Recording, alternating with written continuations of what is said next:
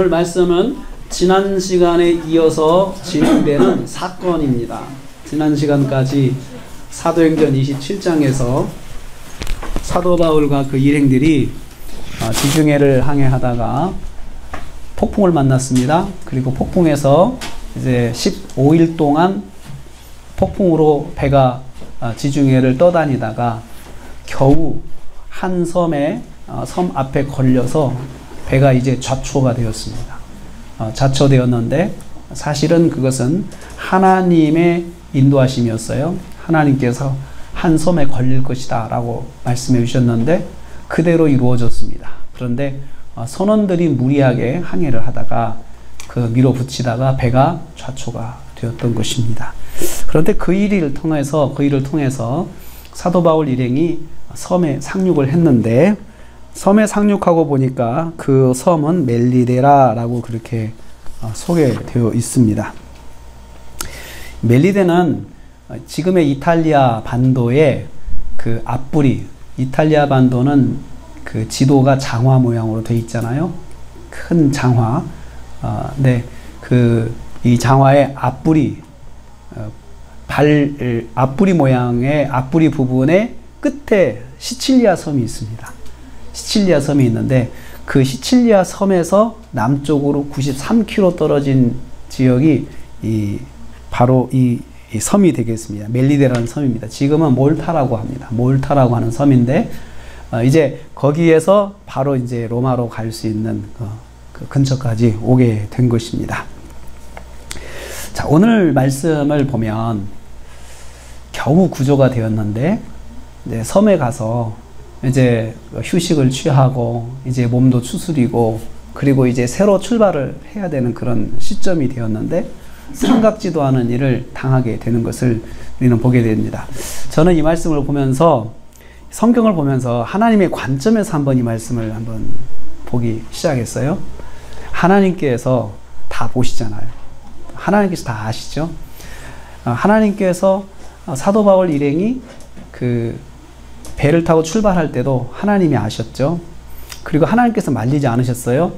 그리고 폭풍이 불었는데 사실 폭풍도 하나님이 주관하시는 거다라고 우리는 성경은 그렇게 이야기를 합니다. 하나님이 자연을 다 주관하시잖아요. 근데 사도 바울이 가는 그 길에 하나님께서 폭풍을 불게 하신 거예요. 마치 요나가 가는 길에 갈도 똑같이 이 지중해를 타고 갔는데 하나님께서 요나가 탄 배도 폭풍을 만나게 하셨잖아요. 그런 것처럼 이 사도 바울이 탄 이 배도 폭풍을 만나게 하셨어요. 폭풍을 만나게 하셨고 그리고 이 폭풍 가운데 15일 동안 모든 사람들이 그 속에서 엉키고 또 엉켜서 고통을 당하게 하는 가운데 사도 바울이 그 속에서 하나님을 만나고 또 하나님께 기도해서 또 구원을 받는 그런 일들을 경험하게 하셨습니다. 하나님께서 모든 일을 주관하시는 것을 우리는 알고 있어요. 폭풍을 일으키신 분도 하나님이시고 또 바울에게 찾아가셔서 말씀하신 분도 하나님이시고 또 상선이 파선하게 하신 것도 하나님이시고 하나님의 역사죠. 또 백부장이 죄수들을 죽이려고 할 때 군인들이 죽이려고 할 때 백부장의 마음을 붙잡으셔서 바울을 살리고자 하는 마음을 주시게 한 것도 하나님이시죠. 그러니까 우리가 결론을 놓고 보면 다 하나님의 역사다라고 이야기를 할 수가 있는 건데 하나님께서 다 그렇게 하셨어요. 그러면 왜 하나님께서는 이러한 일들을 진행하셨을까요? 처음부터 사도 바울이 탄 배가 떠나지 않게 만들어야 되는데 떠나게 하셨잖아요. 떠나게 하시고 그리고 또 그 안에서 사도 바울이 고통을 당하게 하는 거예요. 물론 사도 바울은 하나님께서 사도 바울을 그 지중해 상에서 죽게 하지는 않으셨죠. 그 계획이셨죠. 그런데도 사도 바울이 그 길을 떠나게끔 하나님께서 환경을 통해서 사도 바울을 거기로 그냥 내던지신 거예요. 사도 바울이 이건 안 된다라고 했을 때 사도 바울의 말이 사람들에게 통하지 않게 만들고 그걸 통해서 사도 바울이 그 고통 속으로 들어가게 된 거죠. 그럼 하나님께서 왜 그렇게 하셨을까요? 왜? 하나님께서는 왜 사도 바울이 그 어려움을 당하면서 그 지중해를 항해하게 하셨냐 이거예요. 편하게도 갈 수 있잖아요. 사도 바울을 로마로 보내는 길에는 하나님이 두 가지 옵션이 있다고 생각을 해요. 하나는 편하게 보내는 길이 있고 하나는 어려움 당하면서 가는 길을 있다고 생각을 해요. 그런데 하나님께서 후자를 선택하셨어요. 어렵게 지중해를 통과하게 만드셨어요. 그리고 생명의 위협은 받았지만 생명을 앗아가지 않도록 하나님께서 막으시면서 사도 바울을 인도해 가셨습니다. 사도 바울의 입장에서는 어땠을까 한번 생각해 봤습니다. 자기가 탄 배가 폭풍을 만날 것이라는 걸 자기는 알았지만 자기 힘으로 어쩔 수가 없어요. 그 가운데 내던져졌어요. 폭풍을 만났어요. 그런데 사도 바울이 그 가운데 할 수 있는 건 뭘까요? 사도 바울이 할 수 있는 것은 자기 믿음 따라 행동하는 것밖에 없어요. 자기 믿음이 뭡니까? 하나님 살아계신다. 하나님이 나와 함께 하신다. 이거밖에 없죠. 그러니까 그 속에서도 하나님이 나와 함께 하시고 하나님 살아계시고 하나님이 모든 일을 주관하신다. 여기에는 하나님의 뜻이 있을 것이다. 하니까 사도 바울이 그 믿음을 가지고 할 수 있는 건 뭘까요? 기도밖에 없는 거예요. 기도밖에 없어요. 우리도 그렇습니다. 우리도 내가 이런 믿음이 있어요. 하나님이 함께 하시고 하나님이 내 삶 가운데 주관하고 계시오. 내가 만난 모든 일은 우연은 없어. 우리 그렇게 믿고 있잖아요. 그런데 믿음에도 불구하고 그 일들을 내가 막을 수가 없어요. 그렇잖아요. 그 어려운 일들을 발생하는 것 자체를 내가 어떻게 통제할 수가 없는 거예요. 아이들이 나가서 어떤 어려움을 당하는 것을 내가 통제할 수는 없어요. 내 마음은 그런 일이 일어나지 않았으면 좋겠다라는 생각이 있지만 그걸 통제할 길이 없는 거예요. 일어나는 거예요. 그럴 때 우리가 그 하나님이 함께 하시는 그 믿음과 관계없이 우리에게 모든 일들, 일어나는 모든 일들 속에서 우리가 할 수 있는 일은 뭐냐? 우리의 믿음을 가지고 우리가 하나님께 나가 기도하는 것밖에 없어요. 하나님, 저는 하나님 역사하시는 걸 믿습니다. 이 일이 하나님의 뜻이 있는 줄로 믿습니다. 하나님 역사해 주세요. 하나님 이 가운데 하나님께서 원하시는 것을 제가 알게 하시고 이 속에서 하나님을 더 제가 만나게 해주세요. 뭐 이렇게밖에 기도할 수 없죠. 그렇죠? 다른 방법이 없어요. 사도 바울도 그런 거예요. 그랬습니다. 자기는 알지만 우리가 폭풍을 만날 것도 알지만 이걸 자기가 막을 수가 없는 거예요. 자기 힘으로는 안 되는 거예요. 또 하나님께서 그렇게 또 막아주시지 않으셨어요. 그렇다면 그 속에서 하나님 왜 저를 이렇게 폭풍 속으로 몰아넣어 주십니까? 하면서 원망하지 않고 하나님 그러면 정 그러시면 여기는 하나님의 뜻이 있지 않겠어요? 하나님 뜻이 무엇입니까? 제가 하나님 뜻을 알게 해주세요. 이렇게 기도한 거예요. 이게 믿음의 사람의 특징이에요. 믿음의 사람은 하나님께서 지혜를 주셔서 무슨 일이 일어날 거다 알 수도 있어요. 또 모를 수도 있죠. 그렇지만 내가 만나는 모든 일들은 하나님의 섭리 속에 있다라고 생각하는 게 믿음의 사람이에요. 그리고 그 속에서 내가 할 수 있는 건 기도예요. 믿음의 사람 할 수 있는 거 하나님 도와주세요. 그래서 하나님께서 사도 바울이 기도할 때 찾아가 주셨잖아요. 그래서 밤에 내가 이 배와 화물 외에는 여기에 승선한 276명은 한 사람도 상하지 않게 생명을 보장하마 이렇게 말씀을 해주셨어요. 그 응답을 받고 사도 바울이 그 사람들에게 이렇게 선포를 했습니다. 어려움 가운데 있을 때, 공동체가 어려움 가운데 있을 때 믿음의 사람의 역할이 여기 나오고 있어요. 믿음의 사람은 기도하는 것이 믿음의 사람의 역할이고 그 기도를 통해서 하나님의 음성을 듣고 공동체를 소망을 갖게 하는 사람이 바로 믿음의 사람의 역할이에요. 믿음의 사람이. 그래서 우리가 지금 이 나라 이 속에서 우리가 이 안에서 우리 그리스도인들의 역할이 뭐냐? 그리스도인의 역할은 기도하는 거예요. 그런 일이 안 일어나야 되지만 그런 일이 일어나고 있잖아요. 기도하는 거예요. 그리고 그 기도를 통하여서 하나님의 음성을 듣고 그 공동체 안에 소망을 주는 것이 바로 믿음의 사람들의 역할이에요. 하나님께서 함께 하시고 하나님께서 우리 가운데 하나님의 뜻을 이루실 것입니다. 자, 여러분은 소망을 가집시다 하면서 소망을 주는 것이 믿음의 사람의 역할이라는 거예요. 바울이 그랬습니다. 15일 동안 고통당하는 사람들 속에서 사도 바울이 사람들을 소망을 갖게 했습니다. 그리고 그 함께 하는 사람들이 그 사도 바울을 통해서 희망을 가졌어요. 비록 그 배는 난파를 당했지만 역사를 주관하시는 하나님을 믿는 바울이 그 난파선 안에 있었어요. 그래서 그 배는 소망이 있었어요. 하나님을 믿는 사람이 있기 때문에 소망이 있는 거죠. 그 사람이 모든 사람을 살리는 사람이 되었습니다. 그리고 하나님은 하나님을 믿는 믿음의 사람을 통해서 하나님의 구원의 역사를 이루셨습니다. 하나님은 바울을 하나님의 구원을 전하는 사람으로 사용하셨습니다. 하나님은 모든 일을 통해서 하나님을 전하기를 원하시는 거예요. 자, 멜리데에 들어갔습니다. 멜리데라고 하는 말은, 멜리데라고 하는 이름은 가나안어인데요. 팔레스타인의 가나안 말이라고 그래요. 가나안 말인데, 멜리데라고 하는 것은 피난처, 안식처, 그런 뜻이래요. 그러니까 여러분 1절 말씀에 우리가 구조된 후에 알았는데 그 섬의 이름은 멜리데였더라. 이름이 참 얼마나 위로가 됐겠어요. 딱 섬에 도착했는데 그 섬이 해골이다. 그럼 얼마나 공포스럽겠어요. 그렇잖아요. 근데 딱 도착했는데 안식처. 이름 자체가 벌써 위로가 되잖아요. 그러니까 이것을 보면서 후대 사람들은, 그 당시 사람들도 물론 위로를 얻었겠지만 우리 같은 사람들이 이 성경을 읽으면서 야, 참 하나님께서 그 지중해 막 떠돌다가 들어간 섬의 이름이 안식처였어요. 정말 의미가 있지 않겠냐. 하나님께서 그 사람들을 거기에 보낸 의미가 있지 않겠냐. 이제 너희들은 안식처를 얻게 된 거야. 이제 너희들은 평안을 얻게 된 거야.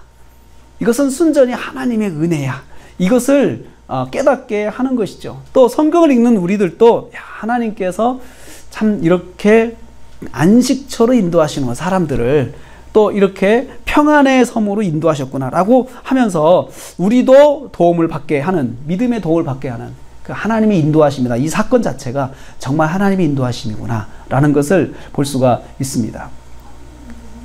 이 멜리데는 기원전 1000년에 페니키아 사람들의 식민지가 되었다고 해요. 그래서 이 베니게 사람들이요, 성경 베니게라고 하는데 페니키아인의 식민지가 되어가지고 이미 이 주변 사람들에게 섬에 찾아오는 사람들의 개방적인 형태, 개방적인 그런 사고방식을 가지고 있었다고 해요. 그래서 거기에 올라온 사람들을 원주민들이 2절 말씀 보니까 우리를 영접했다. 동정하고 우리를 영접했다.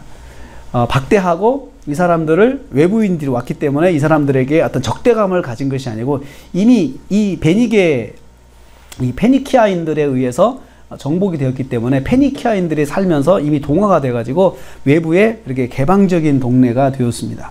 그래서 비가 오고 날이 찼다라고 말씀하고 있는 이것은, 그 말은 이 기간이 어느 계절인가를 알 수 있는 키워드입니다. 그쪽 지방에서 비가 온다고 하는 것은 10월과 11월이라고 합니다. 10월과 11월에 비가 오는데 그 기간이 10월과 11월이다. 늦어도 11월쯤 되었을 것이다 라고 추측을 하게 됩니다. 그래서 사람들이 이제 와서 영접을 했습니다. 276명의 사람들이 꿈과 같은 시간을 보내는 거예요. 모닥불을 펴놓고 거기서 불을 쬐면서 음식을 받아 먹고 그러면서 힘을 챙기고 있는, 얼마나 꿈 같은 시간입니까? 그런데 거기서 사건이 발생합니다. 3절 말씀에 보면요, 바울이 나무 한 묶음을 거두어 불에 넣었는데 뜨거운 물을 말미암아 독사가 나와 그 손을 물었더라. 물고 있는지라. 그러니까 나뭇가지 속에 뱀이 있었나 봐요. 그러니까 그 뱀이 그냥 사도 바울이 이렇게 묶어서 이렇게 들어서 나뭇가지를 들어가지고 이제 하나하나 넣고 있는데 그 뱀이 나뭇가지에 있다가 바울의 손을 물은 거예요. 그런데 원주민들이 볼 때 그 뱀은 독사였고, 그리고 원주민들의 경험상 그 뱀에 물리면 곧 죽는 거예요. 그런 사건이 일어났어요. 독사가 있는데 치명적인 독을 가진 독사를 통해서 사도 바울이 물린 거예요. 모든 사람을 구원의 길로 인도한 바울이 생각지도 않은 일을 만난 거예요. 하필이면 왜 바울이 물렸냐 이거예요. 바울이. 많은 사람들 속에 276명 중에서 바울이 있어요. 근데 바울이 왜 물렸냐 하면은 276명의 사람들은 거의 가만히 있는데 혼자 바울이 나뭇가지를 주워가지고 불을 피웠던 거예요. 그러니까 또 그 안에서도 바울이 봉사를 하는 거죠. 그렇죠? 다른 사람들은 이제 막 구조되어가지고 정신이 없는 거죠. 너무 춥고 떨리고 하니까 뭐 아무 생각도 없는데 사도 바울은 그 속에서 똑같이 다 고통 가운데 있었지만 그 가운데서 또 봉사하고 싶은 마음이 있는 거예요. 끊임없는 거죠. 하나님의 관점에서 보았을 때 하나님께서 바울이 뱀에 물리게 하신 것이다. 우리는 그렇게 볼 수 있죠. 하나님께 뱀에 물리게 하신 거예요. 아니, 피할 길도 있는데 하나님께서 바울과 함께 하셔서 함께 하셔서 바울이 얼마든지 그 피할 수 있게 하실 수 있잖아요. 그런데도 불구하고 꼭 바울이 또 그 일을 감당하게 하고 그 일을 통해서 바울이 또 고통을 당하게 하시는 거예요. 하나님께서 거기에 뜻이 있다 이거죠. 하나님께서 바울을 치명적인 위험 속으로 또 밀어 넣으신 거예요. 우리가 볼 땐 그렇잖아요. 제 3자 입장에서 하나님께서 밀어 넣으신 거예요. 왜 그러셨을까? 하나님께서는 바울에게 처음 약속하셨어요. 내가 너와 함께 하겠다. 내가 너와 함께 하겠다. 내가 너를 로마까지 안전하게 보내겠다. 약속하셨는데 자꾸 실제 들어가서 보니까 디테일하게 보니까 바울이 자꾸 어려움만 당하는 거예요. 어려움만 당하는. 하나님의 뜻은 뭘까요?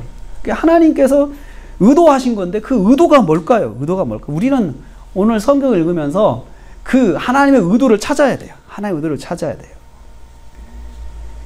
4절 말씀에 이제 원주민들이 그렇게 생각합니다. 그 손에 매달려 있다. 이 뱀이 매달려 있다는 건 뭐예요? 보통 뱀들이요, 물고 도망가거든요. 그런데 이 뱀이 손을 물고 가만히 있는 거예요, 이 뱀이. 그런데 그 뱀이 치명적인 독을 가진 뱀이에요. 이것은 뭘 말합니까? 물려도 확실히 물렸고, 그리고 독이 들어가도 확실히 들어가요.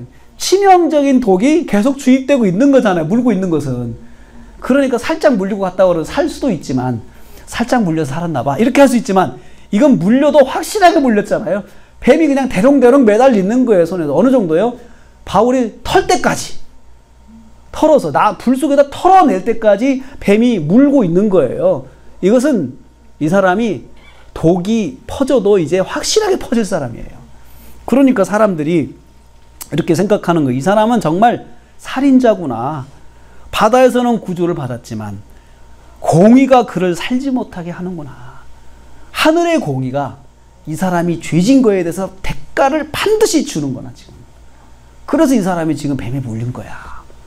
원주민들이 그렇게 생각합니다. 원주민들의 생각은 하나님 믿지 않지만 그들에게 가지고 있는 상식이 뭐냐, 그들이 가진 신앙, 그들의 종교 안에서 신앙이 뭐냐, 신앙적 내용이 뭐냐, 죄 지으면 반드시 죽는다는 거예요. 심판을 받는다는 거예요. 그래서 우연히 어떤 일에서 면제받아서 죽을 고비를 넘겼다 하더라도 공의는 그 사람을 또 어떤 일을 만나게 해서 또 죽게 한다는 거예요. 반드시 심판한다는 게 이 사람들의 상식이에요. 그래서 원주민들이 이제 기다리고 있는 거죠. 저 사람은 그런 사람이 하고 다 바라보고 있는 거예요. 그러니까 그래 도울 수 없는 거죠. 그런 사람은 도울 수 없어요. 왜냐하면 이 사람은 죄인이고 공의로 심판을 받고 있는데 이 사람을 우리가 도와서 살려낸다. 이것은 이 사람과 공범이 되는 거예요. 그러니까 원주민도 더 손을 쏘지 못하는 거예요. 자기들 민간 요법을 동원해가지고 하는 것도 이제 할 수가 없는 거예요. 오늘 여기서 성경이 말하고 있는, 간접적으로 우리에게 말하고 있는 것이 있어요. 죄를 범하면 반드시 죽는다고 하는 상식이 하나님을 알지 못하는 사람들에게도 있는 것은, 이것은 우리 그리스도인들도 성경에 있는 것처럼 죄를 범하면 반드시 죽는다는 걸 알아야 된다는 거예요. 죄를 범하면. 작은 죄든 큰 죄든 죄는 반드시 심판이 있습니다. 로마서 6장 23절 죄의 싹은 사망이라. 심판이 싹, 죄의 대가, 죄에 대한 심판은 사망이다. 작은 죄라도 사망입니다. 죽음이죠. 작은 죄악도 하나님 앞에서는 사망의 대가를 치르는 거예요. 죽음의 대가예요. 모든 죄에는 죽음의 대가가 치러지는 거예요. 여러분, 지난 한 주간 동안 살면서 우리가 하나님 앞에 범죄한 것들을 회개했죠. 왜 회개해야 돼요? 그 값이 다 죽음이에요. 한 번 죄를 지은 사람이든지 두 번 죄를 지은 사람 똑같은 거예요. 다 죽는 건 마찬가지예요. 원주민들은 하나님을 몰랐지만 그들의 의식 속에는 죄의 심판이 공의임을 알고 있었어요. 여러분, 그게 공의죠. 하나님이 정말 공의로우시고 하나님께서 정말 정의로우시면은 모든 죄는 똑같이 심판을 해야 돼요. 어떤 사람이 죄를 졌던 간에 똑같이 심판해야 돼요. 그게 공의로움이죠. 하나님의 공의로움이죠. 하나님이 만약에 공의롭지 않으시다면 우리는 하나님 믿을 수가 없어요. 만약에 하나님께서 우리 예수 믿는 사람들이 죄진 거에 대해서는 그냥 넘어가시고 안 믿는 사람들이 죄진 거에 대해서는 아주 혹독하게 심판하신다. 그것도 공의롭지 않은 거예요. 우리 예수 믿는 사람이 죄를 범한 것이든 예수 믿지 않은 사람이 죄를 범한 것이든 하나님은 똑같이 죄는 죄라고 말씀하시는 거예요. 그리고 심판하시는 거예요. 그 심판의 대가는 뭐냐? 사망이에요. 우리는 그 사실을 알아야 돼요. 바울이 그런 죄인임을 입증한 사건이 바로 뱀에 물린 것이었다는 거죠. 원주민들의 시각에서 볼 때는 이 사람은 죄인이야. 그래서 뱀이 이것을 입증한 거야 하면서 이제 이 사람이 죽기를 기다리는 거예요. 심판받아 죽기를 기다리는 거예요. 그런데 5절 6절을 보면요, 바울이 그 짐승을 불에 떨어버림이 조금도 상함이 없었어요. 그리고 사람들이 기다리는데 붙든지 갑자기 쓰러져 죽든지 둘 중에 하나예요. 죽는 건 마찬가지죠. 그래서 기다려서 사람들 오래, 이제 바울을 집중하고 쳐다보겠죠. 사람들이 바울의 표정도 보고 바울을 멀리 봤다가 가까이 봤다가 그 사람 손가락도 봤다가 막 그러죠. 여러분 어렸을 때 뱀에 물려봤어요? 뱀에 물리면 손이 부어요. 독사는 정말 죽지만 작은 뱀이라 하더라도 이렇게 손이 이렇게 부어요. 통통 부어요. 도끼가 있기 때문에. 그런데 그러다가 진짜 치명적인 뱀은 죽습니다. 독이 있는 뱀은 사람을 생명을 위협하는 거죠. 그래서 기다리고 있는데 이 사람이 아무 이상이 없는 거예요. 시간이 지나도. 그러니까 사람들 생각을 바꿔요. 뭐라고 바꾸니까 그러면 이 사람은 신이다. 딱 생각을. 이 사람은 신이다. 왜요? 뱀이 이 사람을 물었는데 이건 죽어야 되는 그 치명적인 독이 있는 뱀인데 이 사람이 죽지 않는 것은 사람이 아니니까. 사람들이 그렇게 단순하게 생각해요. 사람이 아니니까 이 사람이 안 죽는 거야. 우린 다 죽었어. 우리 이 섬에 사는 사람들은 경험으로는 다 죽었는데 이 사람은 살았어. 그러면 이 사람은 신이야.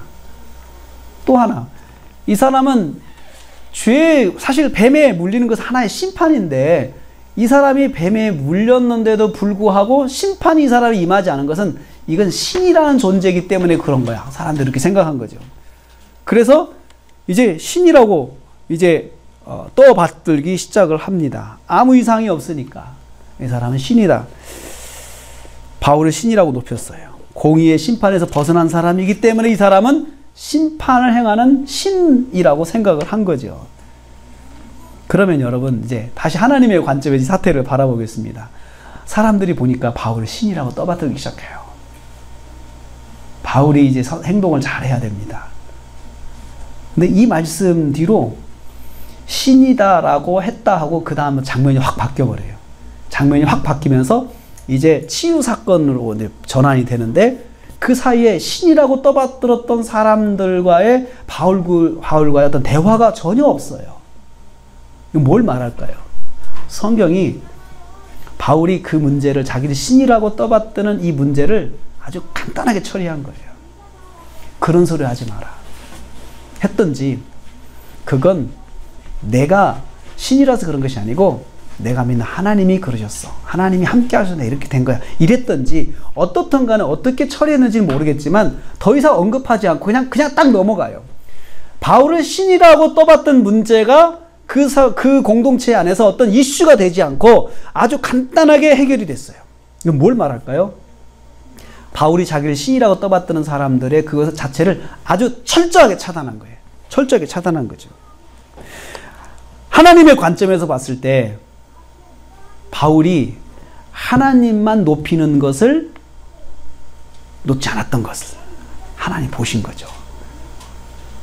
여러분, 하나님을 믿고 우리가 믿음 생활하면서 하나님의 능력을 경험하고 또 하나님의 치유나 하나님의 함께 하심을 경험한 사람들이 빠질 수 있는 함정이 뭐냐면 높아지는 거예요. 높아지는 것. 스스로 높아지는 것. 그리고 신격화되는 거예요. 신격화. 신격화를 참 조심해야 돼요. 하나님 믿는 사람들에겐 하나님의 능력이 있어요. 또 믿음으로 사는 사람들은 정말 간증을 들어보면 정말 하나님이 함께 하시는 것들을 정말로 실제 삶 가운데서 크고 작은 것들을 경험하잖아요. 그러면 그것들을 사람들이 보면서 그 사람을 우러러 봅니다. 대단하게 봅니다. 그 사람의 능력을 나도 좀 덧입었으면 좋겠다. 그 사람이 좀 기도라도 한번 해주면 좋겠다라는 생각을 하게 되죠. 그럴 때 사람들이 그 사람을 막 떠받들게 되죠. 좋은 것 주고 싶고 또 좋은 환경 만들어주고 싶고 정말 잘 대접하고 싶고 막 이렇게 대접을 해줍니다. 그럴 때 잘못하면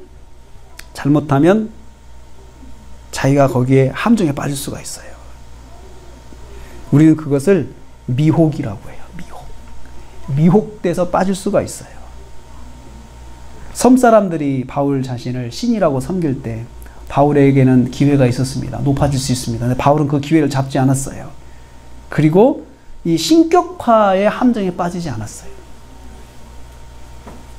능력을 행하는 목회자들이 받는 미혹이 바로 그것입니다. 신격화의 함정에 빠지면 안 돼요. 여러분, 이단들의 특징이 있어요. 이단들의 특징은 다 신격화예요. 자기 교주를 신격화해요. 하나님이라고 해요. 그 이단들은 나름대로 여러 가지 능력들을 체험한 사람들 중에서 이단이 나와요. 그래서 사람들이 그 사람을 신격화하면서 하나님이라고 하잖아요. 여기 옛날이나 지금이나 변함이 없어요. 바울이 그런 죽지 않으니까 이 사람은 신이다라고 신격화할 때 단호하게 나는 아니다라고 이야기를 해야 되는 거죠. 나는 아니다. 그렇게 바울이 처리했습니다. 그런데 그 다음에 치유의 사건이 있는데 그 가정에 그 추장이죠. 추장이라고 말하죠. 족장이나 추장의 가정이 이 보블리오인데 이 보블리오의 가정에 부친이 열병이 걸렸다. 또 이질에 걸려 있었다라고 해요. 근데 여러분 이 열병을 이 헬라어로 휘레토이스라고 하는데 이 휘레토이스는 이 그리스의 그 의학자가 히포크라테스잖아요. 그리스의 의학자인 히포크라테스가 그 지중해 연안에 있는 그 고질적인 그 전염병에 대해서 두 가지를 소개를 했어요. 히포크라테스가. 그 중에 하나가 바로 휘레토이스야. 휘레토이스. 휘레토이스가 지중해에 아주 만연되어 있는 전염병 중에 하나예요. 근데 이 휘레토이스는 일종의 말라리아입니다. 말라리아의 의학적인 용어가 휘레토이스인데 이 사람이 지금 휘레토이스에 걸려 있고 또 하나는 또 이질에 걸려 있다. 두 병의 합병증 현상을 갖고 있죠. 그냥 휘레토이스에 걸리면은 4개월 혹은 2, 3년 길게는 2년, 3년간을 고통을 당한다고 그래요. 그리고 그러다가 또 죽기도 하고요. 우리나라에도요, 얼마 전에, 몇 년 전에 휴전선에 있는 군인들이 말라리아가 자꾸 감염됐잖아요. 말라리아. 그렇죠? 그래가지고 그쪽에 있는 군인들이 휴가 나와가지고 말라리아 옮기고 다니고 해가지고 한때 우리나라 조금 말라리아 때문에 주의를 했던 적이 있습니다. 어떻든 말라리아에 걸리면 심한 고통이 있다고 그래요. 고통. 그리고 이 이질에 걸리면은 그 박테리아성이기 때문에 이상 설사를 하고 자꾸. 그러니까 사람이 허약해지고 몸이 허약해지는데 말라리아가 있을 때 고통을 계속 당하는데 체력이 감당 안 되죠. 이 사람이 얼마나 고통스러웠겠어요. 근데 이 사람이 아프다는 것을 딱 보고 이 사도행전을 기록한 누가는 직업이 의사였습니다. 누가가 의사였기 때문에 딱 보면 진단을 한 거예요. 이 사람은 열병과 이질이다. 딱 진단한 거예요. 그렇게 이제 진단하고 있는데 사도 바울이 이 사람을 신방을 한 거예요. 신방해서 안수하고 기도해 줬더니 나았어요. 또 한 번의 역사가 나타난 거예요. 또 한 번의 역사가. 신이라고 하는 것을 진압을 했는데 이제 또 병이 나왔어요. 죽을 병이 걸려서 또 나왔어요. 그러니까 사람들이 다 그 섬 안에 있는 모든 병자가 이제 사도 바울을 찾아오는 거죠. 다 고쳐야 되죠. 다 고쳤어요. 그럼 또 무슨 일이 일어나겠어요? 사도 바울을 놔주지 않는 거죠, 사람들이. 사도 바울을 높여보는 거죠. 근데 사도 바울이 거기를 떠났다. 마지막에 10절 말씀이 떠났다. 하나님의 관점에서 봤을 때 멜리데는 사도 바울의 마지막 관문이었어요. 로마로 들어가는 사도 바울의 마지막 훈련지가 바로 멜리데였어요. 그 멜리데에서 사도 바울 훈련받은 건 무엇입니까? 생명의 위협이 아니에요. 하나님이 바울과 함께 하신다는 거예요. 하나님이 바울과 함께 하신다. 하나님께서는 사도 바울을 연단을 시키신 거예요. 바울과 함께 하시는데 죽을 독사에게, 치명적인 독사에게 물려도 하나님이 살게 하시고, 그리고 사도 바울이 기도하면 병이 낫게 하시고, 그걸 통해서 하나님이 함께 하시는 것을 사도 바울이 경험하게 하셨어요. 그리고 또 한 가지는 그러한 사도 바울이 항상 가져야 될 태도가 하나 있어요. 사람들이 나를 뭐라고 하든지 간에 나는 늘 하나님 앞에서 겸손해야 된다는 거죠. 겸손한 거예요. 능력을 행할 줄 알아도 하나님이 역사하셔도 그 하나님의 이름을 이용해서 내가 군림하거나 내가 그 위에서 하나님이 되지 않고 여전히 하나님의 종으로 내 자신을 낮추는 훈련, 이것을 멜리데에서 훈련받은 거예요. 마지막으로 하나님께서 왜 사도 바울을 그 지중해 난파선에 들어가게 하시고 또 그 섬에서 뱀에 물리게 하시고 또 그 속에서 살게 하시고 그리고 능력을 행하게 하셨느냐?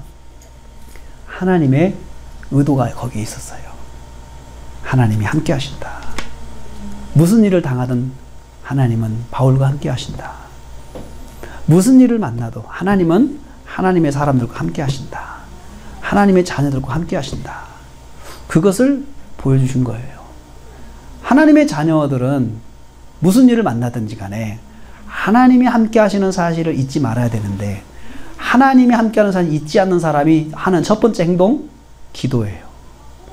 기도. 두 번째 행동, 하나님의 말씀에 의지해서 사람들에게 소망을 주는 거예요. 소망을 주는 거예요. 세 번째 행동, 겸손한 거예요. 하나님 앞에서 겸손해야 돼요. 무슨 경험을 하든지 간에 그 경험을 가지고 내가 군림하고 교만하지 말고 하나님 앞에 겸손해라. 그거예요. 그 사도 바울을 그렇게 훈련을 시키셨어요. 사도 바울은 이 마지막 관문인 이 멜리데에서 통과를 합니다. 통과를 해요. 겸손하게 끝까지 하나님의 종으로서 하나님의 그 사역자로서 자신을 낮추고 하나님의 이름을 이용해서 자기가 군림하지 않습니다. 신으로 불려도 자기를 사람들 신으로 불러 무시해요. 그딴 소리 하지 마라. 그런 소리 하지 마라. 딱 잘라버려요. 단호하게 잘랐어요. 그래서 그게 바로 장면이 바뀌는 장면에서 그렇게 봤어요. 아주 단호하게 잘랐다. 단호하지 않으면 안 되는 거예요. 나를 신으로 보는데요. 어떻게 단호하게 하지 않을 수가 있겠어요. 그것은 나를 죽이는 거잖아요. 뭐 내가 하나님이라고? 사람들이 그렇게 볼 때 내가 하나님이라고 그러면서 철저하게 이야기해요. 그 소리 하지 마라. 너 죽고 나 죽는 소리다. 라고 그렇게 해야 되는 거죠. 사랑하는 성도 여러분, 마태복음 23장 12절 이런 말씀입니다. 누구든지 자기를 높이는 자는 낮아지고 누구든지 자기를 낮추는 자는 높아지리라. 높아지리라. 하나님 앞에 자기를 항상 낮춰야 돼요. 항상 낮춰야 돼요. 경험을, 하나님에 대한 체험을 많이 한 사람은 항상 낮춰야 돼요. 기도 응답을 받은 사람은 또 낮춰야 돼요. 하나님 앞에 낮춰야 돼요. 항상 낮춰야 돼요. 그것이 우리 믿음 생활에서 우리가 항상 하나님의 은혜 가운데 거하는 비결이에요. 낮추는 거. 교만하지 않아야 돼요. 교만은 항상 우리한테 떨어지지 않고 항상 붙어 있어요, 여러분.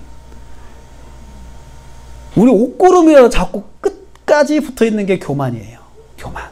내가 교만하지 않는 것 같지만 사실은 어딘가에 교만이 있다 그러면 이게 교만이에요. 교만이 항상 틈타고 있는 거예요. 내가 기도를 많이 했다. 그럼 교만하게 만들어요. 내가 성경을 좀 많이 읽었다. 교만하게 만들어요. 내가 이번 주는 주일 예배를 잘 드렸다. 또 교만하게 만들어요. 나는 이번 주 은혜를 받았다. 교만하게 만들어요. 그래 그러면서 내가 하나님 앞에 나를 낮추지 않고 내가 좀 더 교만하게 돼요. 그걸 하나님께서 그걸 원치 않으십니다. 이번 주에도 우리가 하나님 의지하고 살기로 합니다. 하나님은 우리와 함께 하십니다. 그것은 성경 우리에게 약속하신 거예요. 하나님이 나와 함께 하시는 것을 믿는 우리는 기도해야 돼요. 하나님 엎드려야 돼요. 날마다 엎드려야 돼요. 하나님 저를 도와주세요. 그리고 하나님의 은혜를 경험했을 때 또 다시 낮춰야 돼요. 내가 기도를 많이 해서 하나님이 그러신 거야. 이렇게 생각하지 말고 하나님의 은혜다라고 생각을 해야 돼요. 하나님의 은혜다. 그래서 또 엎드려야 돼요. 무슨 일을 만날 때니까. 그러면 하나님이 그 성도에게 역사하십니다. 그런 성도를 하나님은 찾고 계십니다. 지금도 찾고 계세요. 하나님 앞에 겸손하고 늘 하나님을 의지하는 사람. 또 한 가지는 우리가 이 세상을 살면서 만나는 모든 일에 하나님의 뜻이 있습니다. 하나님의 뜻이 있어요. 그건 분명해요. 그런데 그 뜻을 알고 싶으면 기도하세요. 그리고 그 뜻을 알려고 하지 말고 하나님의 계획이 있으시죠. 하나님 제가 그 계획 가운데 순종하게 해주십시오. 제가 하나님 말씀대로 순종하게 해주세요. 이런 마음으로 해야 돼요. 알지 못해서 궁금해가지고 그 뜻을 알고 싶어서 고통당하지 마세요. 시간이 되면 다 하나님이 알게 하십니다. 뜻이 있다는 것만 알고 내가 이 속에서 믿음으로 살게 해주세요. 어떻게 행동해야 됩니까, 하나님? 제가 이 상황에 어떻게 행동해야 됩니까? 그 행동할 수 있는 저에게 방법을 가르쳐 주세요. 어떻게 해야 되는지. 그렇게 구하세요. 사도 바울이 한 것처럼요. 그러면 하나님이 우리 가운데 역사하십니다. 오늘 저와 여러분이 이 말씀을 통해서 하나님이 함께 하시는 사람, 하나님께 구하는 사람, 하나님 앞에서 겸손한 사람으로 다시 우리가 일어서기를 주님의 이름으로 축복합니다. 기도하겠습니다. 하나님 아버지,